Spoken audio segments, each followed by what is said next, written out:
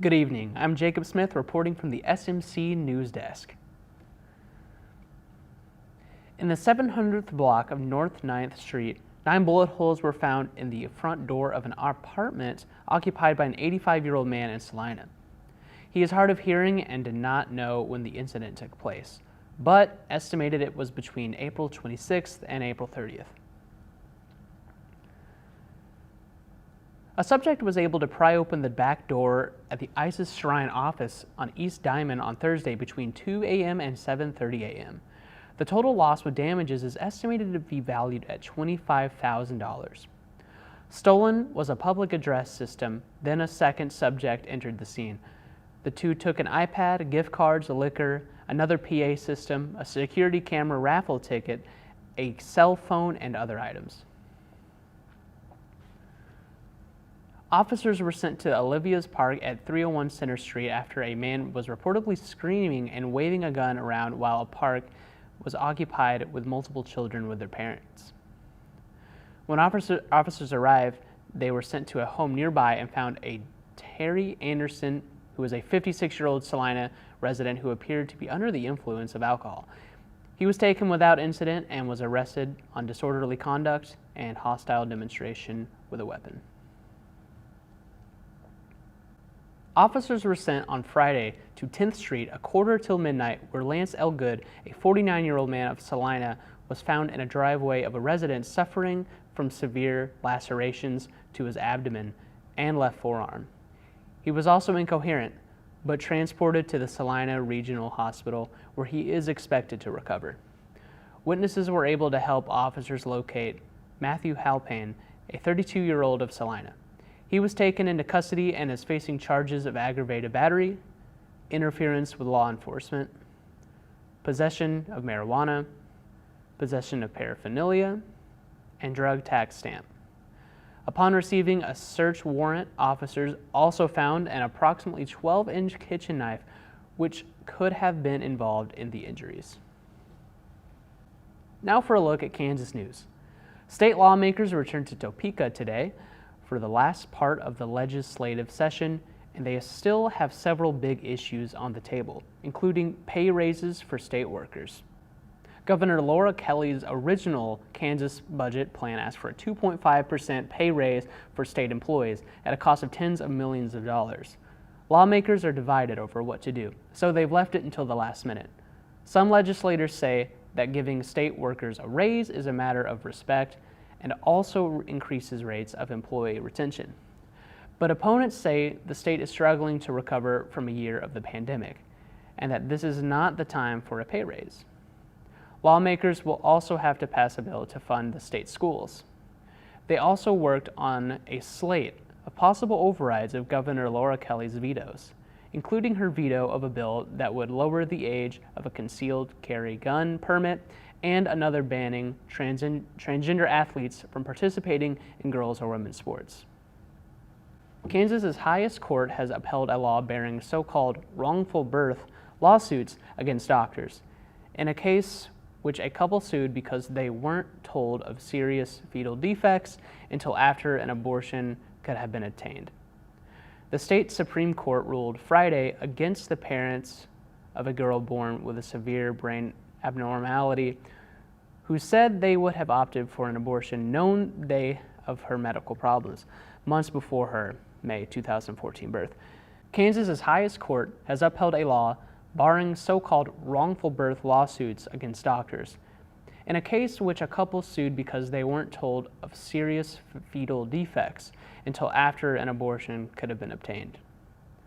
The state Supreme Court ruled Friday against parents of a girl born with severe brain abnormality who said they would have opted for an abortion had they known of the medical problems months before her May 2014 birth. The doctor argued that their lawsuit was barred by the law against wrongful birth lawsuits. It was enacted in 2013 by the Republican-controlled legislature and under GOP Governor Sam Brownback at the urging of abortion opponents. A Kansas House member was arrested for a possible misdemeanor battery in what authorities say was an incident involving a student while he was substitute teaching at a public school in his hometown. Republican State Representative Mark Samsel was booked Thursday into the local county jail and released on $1,000 bond. His arrest came after a student reported an incident Wednesday at a school in his hometown of Wellsville, a town of about 1,700 people some 55 miles southwest of Kansas City. The 36-year-old Samsel has yet to be formally charged with a crime, but has a first appearance scheduled for May 19th in district court. Samsel did not answer a phone call Friday afternoon. A newly released report says an Overland Park police officer fired at a minivan because he thought the teenager driver was going to hit him. Officer Clayton Jennison told investigators that 17-year-old John Albers did not listen to his commands in the moments before Jennison shot and killed him in January 2018, as Albers backed out of the family's driveway. Overland Park officials released a nearly 500-page report on the shooting Thursday. Jennison was not charged in the shooting and has left the police force. Albers' mother, who fought for years to get the report released, said she thought the investigation was aimed at clearing the officer and largely blamed her son for the shooting. The Kansas Bureau of Investigation says the death of a man in Coffeyville is being investigated as a homicide. Coffeyville police were called to a home Wednesday evening and discovered the man's body inside.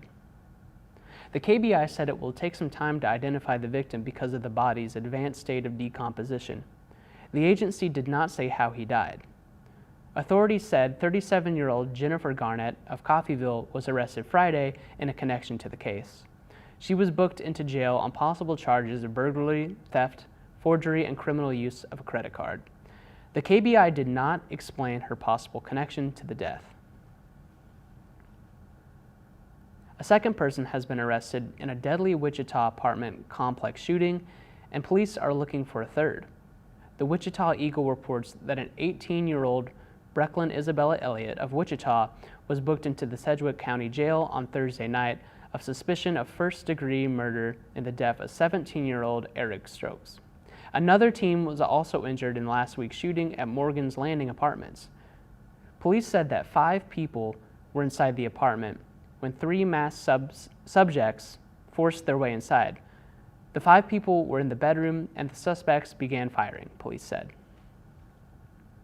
Police have identified a man who was found shot to death Saturday in Prairie Village apartment unit and announced an arrest in the case. Prairie Village police say 70-year-old John Hoffman died in the apartment after being shot several times. Officers were called to the apartment complex around 6 p.m. Saturday and found Hoffman's bullet-riddled body. Police say a suspect was quickly identified and taken into custody.